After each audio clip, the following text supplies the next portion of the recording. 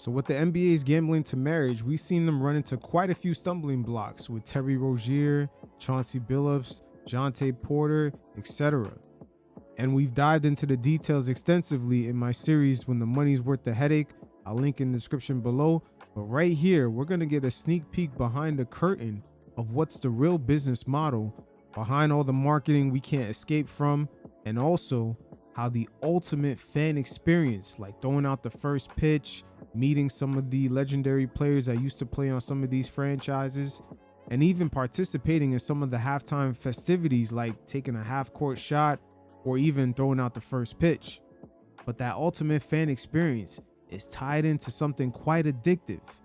And right here in this segment, we're going to hear from a columnist from the Washington Post, Danny Font, to a lot of the nuances that are taking place with this whole, what should I say, unhappy but yet wealthy marriage to gambling. They're like that nasty couple that stays together because the finances just work. But you guys check it out, and every once in a while, I'll check in. There is somewhat of a have it both ways argument that you hear from advocates for legalization, whether in the leagues or at the sports books, where it's like they catch someone doing this and they say, you know, look at how good we are at catching fixing now. Or time passes without a scandal and they say all of that concern was overblown. There hasn't been a problem. So that, you know, I find that a little unconvincing, but I think it would be an interesting study. The problem with that sort of study is, I guess it'd be interesting to know, are we catching more people? The real question would be, is there more corruption than there was before? Things that people who work in sports are saying, not just, you know, me or outsiders who are trying to interpret it. A big problem with this promise that the leagues will be able to catch bad behavior is they're entangled with the companies that are tasked with, blowing the whistle. Like, they have ownership stakes in those companies. They also, the bigger business for those companies, these integrity monitors, isn't integrity monitoring. It's providing the data that makes online betting possible, the real-time data on statistics and what have you that allows all this in-game betting. So it's a major conflict of interest that would they expose, we're talking about Jonte Porter or even guys like Terry Rozier in the NBA last year, not household names by and large. As an NBA agent put it to me, if they caught an all-star, like someone who people really care about, that would kill the league. So is it really in their interest to expose that? And we're counting on them to, it's sort of a self-policing job with the leagues. That positioning they have with the self-policing is interesting because even in the Chauncey Billups indictment, which there were actually two different charges when the feds held that initial press conference, but in that second indictment, LeBron James and Anthony Davis's names were mentioned. Matter of fact, their names weren't directly put in the paperwork, but they made reference to them. The two star players being out for the Lakers would change the outcome of the game. That's the way they worded it. But when the story originally broke, the media never tied in LeBron James and Anthony Davis's name to that reporting. Funny thing, the energy wasn't the same when the media sort of figured out, okay, they're talking about when Chauncey Billups benched Damian Lillard on that paperwork. Again, they didn't mention Dame directly, but the way they worded it, Chauncey Billups benched a certain player in a certain season so they can get a high draft pick. They scoped that out real quick, but yet avoided talking about the Anthony Davis and LeBron James part, and that's with LeBron James as his boy, Damian Jones. And another interesting point that Danny just brought up is how the leagues own certain percentages of the data companies that provide the information to the gambling companies to even make this all possible.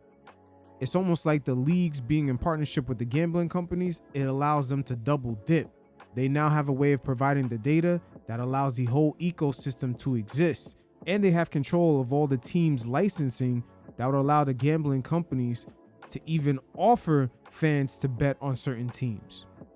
Very big business. Most of these leagues today, they're not only the plug, they're the middleman and the distribution at the same time. And we're counting on them to, it's sort of a self-policing job with the leagues. Like, it's up to them to tell law enforcement or whoever that this is happening. So it's a major conflict of interest.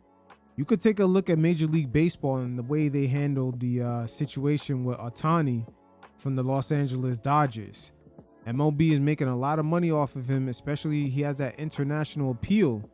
And it's going to leave many of us to wonder that if a superstar ends up getting caught up in any of these leagues, how well are they going to report this? But continuing on, Danny Font also gave great insight to how the legalized side of gambling has a different ability of leaving the VIP customers, the people that tend to be the high rollers when it comes to gambling. They actually have an edge on keeping those people hooked by providing the ultimate fan experience. This shit gets tricky. Every professional sports team now, at least from the major sports, has one or several official sponsors. And those deals can be worth millions of dollars. You'd think it's a big part of their business. And I always assumed that was just kind of a general advertising motivation. Hey, have our brand on their court or in the bleachers or what have you. Like, get the name out and give some legitimacy to these companies. As people inside the betting industry explained to me, one of the main reasons for those partnerships is because it gives sportsbooks access to all these sorts of ways that they can pamper what they call their VIP customers.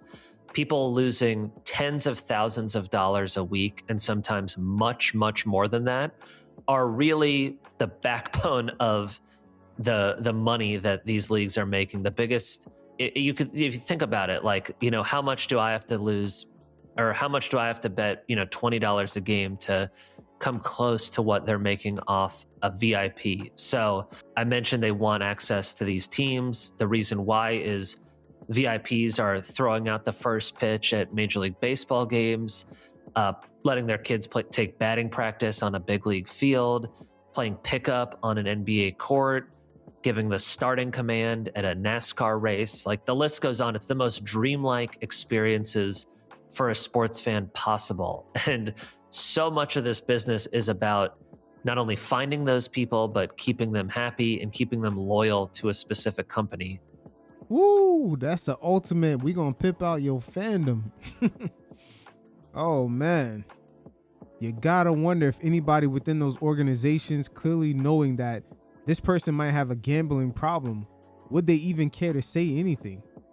Hundreds of people at FanDuel and DraftKings, their sole job is catering to those VIP customers. And I devoted a whole chapter of it to my book just because it's kind of irresistible stuff of like all of the perks and all of the experiences they get, and also the dilemmas that it puts these hosts when one of those VIPs shows signs of a problem, because it's really, intimidating to cut off one of your most profitable customers. And people told me, like, there's sort of an unspoken rule that unless they're saying something really, explicitly, I have a problem or I need help, it's tempting to look the other way because you don't want them going to your competitor, and you just don't want to lose that business. Sounds like some of the gambling companies have become the new fentanyl distributors. They could see you hooked. They know that shit's about to fuck up your life or even end your life. And the amount of money being made, they just gotta overlook it. This shit get crazy. Things are gonna be more overt nowadays when you see a lot of these street tactics being applied by mega national and international corporations. Some of you listening may work a corporate job, and there's a very thin line between some of the tactics that are done on the street level versus behind the scenes in the upper echelons of those boardrooms. 2 or 3% of customers account for 60 or 70% of sportsbook revenue, if you can believe that. Because sort of an assumption and a defense of that whole arrangement, it sounds like you're egging on people to keep betting and betting at staggering rates. And the industry's promise is, don't worry, these people can afford it. They're ultra wealthy. They're not gonna, it's not gonna affect their life if $100,000 or something goes missing. In reality, they are not vetting their customers even remotely to have any confidence that they can afford to be losing at that rate. And there's a number of examples I collected of that. One was a guy in Connecticut who lost 100 grand with FanDuel in a year. And he, told me he was getting these amazing seats, all these gifts. As he put it, the betting and the rush of betting, he was hooked on that. He was also just hooked on the VIP experience. And it made it so much harder to get help because he knew he'd lose out on that. And I heard that and I was thinking about all these companies that had promised me that, don't worry, we check that people can afford to lose all this money. So I said, what was your job when you lost 100 grand at FanDuel? And he said he was a server at the Cheesecake Factory making 65 grand a year. Damn, man, he was losing 100 grand easily. My guy was spending his inheritance money or life insurance or something. These private equity companies that are coming into the league just through the NBA ownership side, they're really there to pimp out that once organic fandom. Not remotely someone who could afford to be losing even close to that. And it's kind of a shame. You might say, is it really the sportsbook's problem to check that someone can afford to be betting what they're betting? In a lot of the world, there is an expectation that there's some responsibility if people are betting at that, jaw-dropping rate. And for now, at least in the US, governments aren't saying they have to do that, but the sportsbooks seem to acknowledge that would be the responsible thing to do. They're just not actually executing on that. And I've seen examples of things that the offshore business does with people they know have problems, and it's just abhorrent. So not giving them a pass by any means. The two things I'd say to that are, one, there's definitely a category of customer who feels comfortable betting with a licensed, regulated, legitimate business that is not going to go offshore. And you could say, well, if you have a problem, you'll go wherever you have to get down, to place a bet. I'm talking about people who haven't yet developed a problem and are getting sucked into gambling because they feel comfortable with, something they can get on the app store and bet with using money from Venmo or whatever. The other thing is, offshore sportsbooks can give you, deposit matches and other perks. They're not helping you they're not enabling you to throw out the first pitch at a ball game or, meet retired superstars from your favorite team. Like all of those perks that I was describing that come with relationships with teams is something only the legal business by and large has access to. So I think that's worth acknowledging. And that's a brand new dynamic right there. That is a clever way that they sort of kind of slithered and took over the market share of the offshore bookies, man. Woo! This was done very, very, very slick. Not only they're going to pimp out your wallet, they're going to pimp out your fandom at the same time. This is diabolical, but it is what it is. At the end of the day, it looks like the legal side of gambling has actually found a way to make it even more addictive in ways only those offshore accounts could even imagine. This is where many of the sports leagues are going to be in a very delicate balancing act, because when other media outlets years from now start doing mini documentaries on people being addicted, they're going to have video footage and photos of them just being there playing baseball in their favorite team's field, or just throwing out the first pitch, being in the VIP box, or just meeting players or former Hall of Famers on the team. All this stuff is going to be documented. And in a way, the teams are going to be positioned front and center as contributing to this addiction. But again, the money for these sports leagues might be worth the headache.